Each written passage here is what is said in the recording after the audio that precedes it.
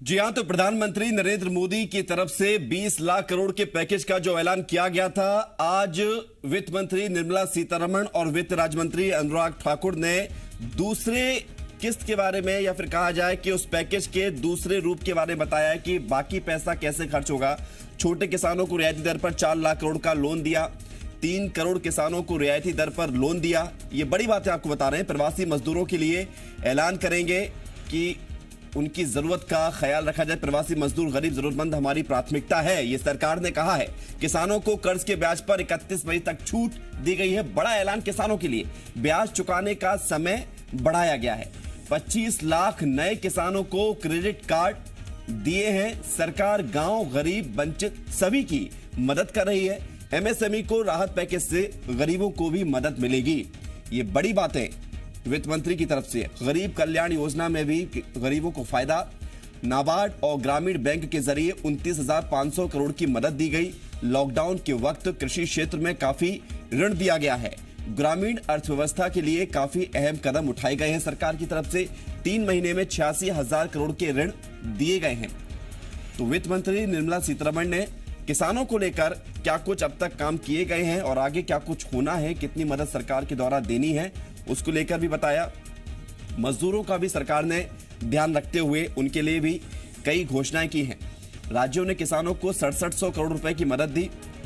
30 अप्रैल तक कृषि क्षेत्र में 63 लाख लोन मंजूर किए गए। पैसा सीधे किसानों के हाथों में जा रहा है। ग्रामीण आधारभूत ढांचे के लिए 4200 करोड़ रुपए।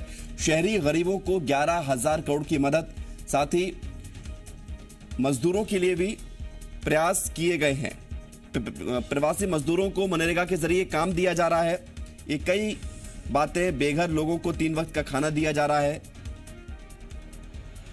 सेल्फ हेल्प ग्रुप ने लगभग 1,20,000 लीटर सैनिटाइजर बनाया है। हम प्रवासी मजदूरों का ध्यान रख रहे हैं। ये बड़ी बातें उस प्रेस कॉन्फ्रेंस की। One nation one ration card की दिशा में काम चल रहा है और उसकी मियाद भी अगस्त 2020 तक तय की गई है। अगस्त 2020 से एक देश एक राशन कार्ड होगा, यानी कि वो लोग जो राशन कार्ड से राशन जिन्हें मिलता है, वो मजदूर, वो गरीब लोग, उन सभी को देश में कहीं से भी राशन मिलेगा। किसी भी राज्य से राशन ले सकेंगे प्रवासी मजदूर। श्रम कानून में सुधार पर काम चल रहा है, यह भी ऐलान किया गया है। और कई घोषणाएं, कई सारी घोषणाएं, कई बातें सरकार की तरफ से की गई है। वित्त मंत्री निर्मला सीतारमण ने कहा है कि 8 करोड़ प्रवासी मजदूरों को अनाज योजना का फायदा मिल रहा है। केंद्र सरकार योजना का खर्च उठाएगी। किसानों के हाथों में सीधा पैसा जाए, इसको लेकर सरकार प्रतिबद्ध है और इस पर काम भी चल रहा है। ये एक बड़ी घोषणा है। One nation one ration card, यानी कि जैसा कि अभी तक जो व्यवस्था है, अलग अलग राज्यों में रहने वाले लोगों के पास अलग अलग राशन कार्ड होते हैं और वो फिर उस राज्य की योजनाओं के अनुसार उस राशन कार्ड से उन्हें अनाज मिलता है, खाने पीने का सामान मिलता है। लेकिन अब एक देश एक राशन कार्ड, इस आधार पर सरकार काम करने जा रही है और उस पर काफी आगे बढ़ चुकी है। तो 20 लाख करोड़ का प्रधानमंत्री नरेंद्र मोदी ने जो आर्थिक पैकेज का ऐलान किया था, उसके बारे में कल भी एमएसएमई को लेकर वित्त मंत्री निर्मला सीतारमण ने तमाम घोषणाएं की थी। 3 लाख करोड़ के लोन देने का ऐलान किया था और अब आगे की किस्त को किस तरह से देश के दूसरे वर्गों में बांटना है, या फिर कहा जाए जो पूरा राहत पैकेज है उसमें से देश के उन वर्गों के लिए, मजदूरों के लिए, गरीबों के लिए, किसानों के लिए जो सबसे ज्यादा इस कोरोना के चलते, इस लॉकडाउन के चलते प्रभावित हुए हैं, उनके रोजगार को दृष्टिकोण से, उनकी आर्थिक स्थिति को देखते हुए कई फैसले लिए गए हैं सरकार की तरफ से। तो केंद्र सरकार योजना का खर्च उठाएगी। किसानों के हाथों में पैसा जा रहा है। One nation one ration card की दिशा में कदम उठाए जा रहे हैं। अब तक लगभग 2 करोड़ 33 लाख मजदूरों को मनरेगा के तहत काम मिला है। रेहड़ी लगाने वाले, पटरी पर सामान बेचने वाले, जो हमारे श्रमिक साथी हैं, जो घरों में काम करने वाले भाई बहन हैं, जो ठेला लगाने वाले हैं, इन सबको कोविड-19 के समय इस पिछले 2 महीनों में बहुत सारी तकलीफ का सामना करना पड़ा और इन्होंने बहुत ज़्यादा त्याग भी इसके लिए किया है। और ये 5,000 करोड़ रुपए की विशेष सुविधा केवल इनके लिए, रेहड़ी ठेला लगाने वाले, पटरी पर सामान बेचने वाले श्रमिक साथी, इनके लिए लेकर आए हैं।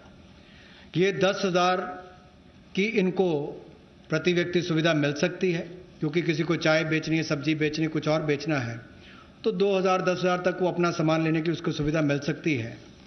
और ये 1 महीने के अंदर सरकार इसको लॉन्च कर देगी। और जो मोबाइल से पेमेंट करेगा, डिजिटल पेमेंट करेगा, उसको इसके ऊपर इनाम भी मिलेंगे।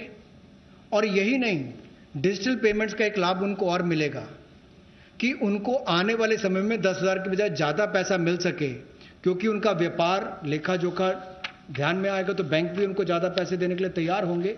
तो डिजिटल पेमेंट को भी इससे बल मिलेगा और उन लोगों को भी आने वाले समय में अतिरिक्त धन उपलब्ध कराया जा सकता है अपना कामकाज बढ़ाने के लिए। जैसे कल हमने एमएसएमई की केवल डेफिनेशन चेंज की, लेकिन उसका इतना बड़ा इंपैक्ट है कि लोग अपना कारोबार बढ़ा सकते हैं। यहां पर भी डिजिटल पेमेंट से इतना बड़ा बल मिल सकता है कि लोगों को आने वाले समय में कर्ज ज़्यादा मिल सकता है और अपना व्यापार बढ़ा सकते हैं। ऐसे लगभग 50 लाख सड़कों पर, रेहड़ी पर, फड़ी पर काम करने वाले, ठेले पर बेचने वाले लोगों को, घरों में काम करने वाले लोगों को लाभ मिलेगा। और 5,000 करोड़ रुपए की सुविधा केवल ये श्रमिक, हमारे पटरी पर काम करने वाले ठेले और रेहड़ी वालों के लिए किसी ने की है, तो नरेंद्र मोदी जी की सरकार ने इसमें दी है।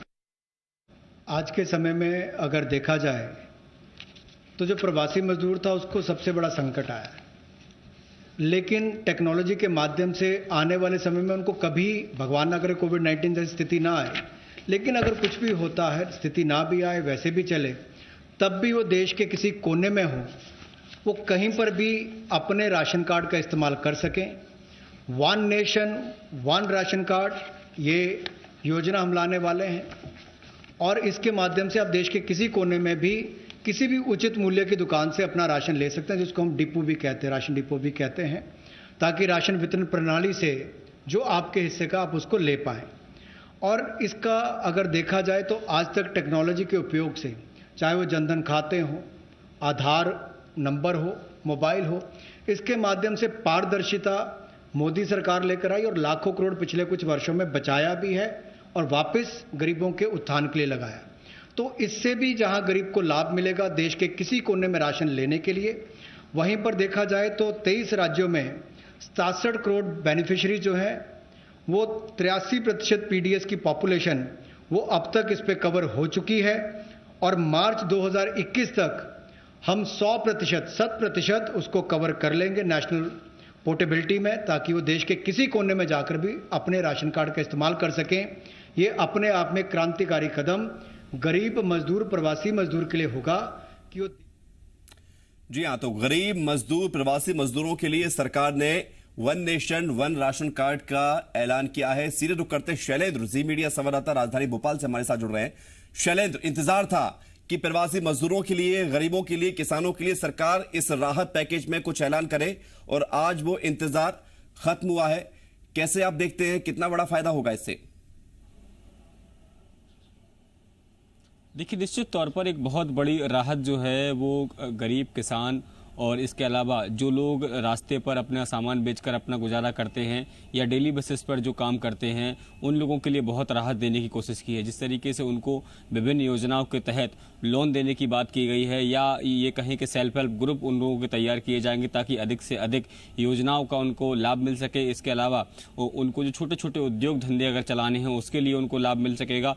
अगर आवासीय योजना में अगर किसी बड़े शहर में वो रहते हैं और वहाँ पर उनको सस्ते में मकान चाहिए, तो निश्चित तौर पर पीपीपी मॉडल पर एक योजना शुरू की जाएगी जिसमें उनको सस्ते दरों पर मकान मिलेगा। इसके अलावा जो बात की जा रही है कि जिन लोगों के पास राशन कार्ड अभी भी वर्तमान में नहीं भी हैं, उन लोगों को भी 2 वक्त का भोजन नसीब हो, इसलिए ऐसे लगभग 8 करोड़ लोगों को इस योजना के तहत लाभान्वित किया जाएगा। उनको गेहूं, चावल और चना जैसी जो महत्वपूर्ण चीज़ें हैं खाने की वो उपलब्ध कराई जाएगी। इसके बाद अगर किसानों की बात करें, खासकर छोटे किसानों की, तो उनके लिए 30,000 रुपये का तत्काल जो नाबार्ड से लोन की व्यवस्था की गई है। इसके अलावा एक लंबी जो राशि है लगभग 2 से 2.5 करोड़ रुपए की, वो भी रखी गई है ताकि उन किसानों को जो रबी की फसल के लिए उनको खाद बीज की आवश्यकता है तो वो ले सकते हैं। तो जो मध्यम वर्गीय है उसके साथ साथ जो निम्न वर्ग के जो लोग हैं, चाहे वो चाय की दुकान लगाने वाले हों या गली मोहल्ले में सामान बेचने वाले हों, ऐसे सभी लोगों को फोकस रखा गया है क्योंकि सबसे आवश्यकता इस समय में उन्हीं लोगों को आ रहा है। और जो अप्रवासी मजदूर जो दूसरे राज्यों में काम करते थे, जो फैक्ट्रियों में काम करते थे और अब इस लॉकडाउन के चलते कहीं ना कहीं वो अपने घर वापस आ गए हैं, तो ऐसे मजदूरों को उनके लिए भी सोचा गया है।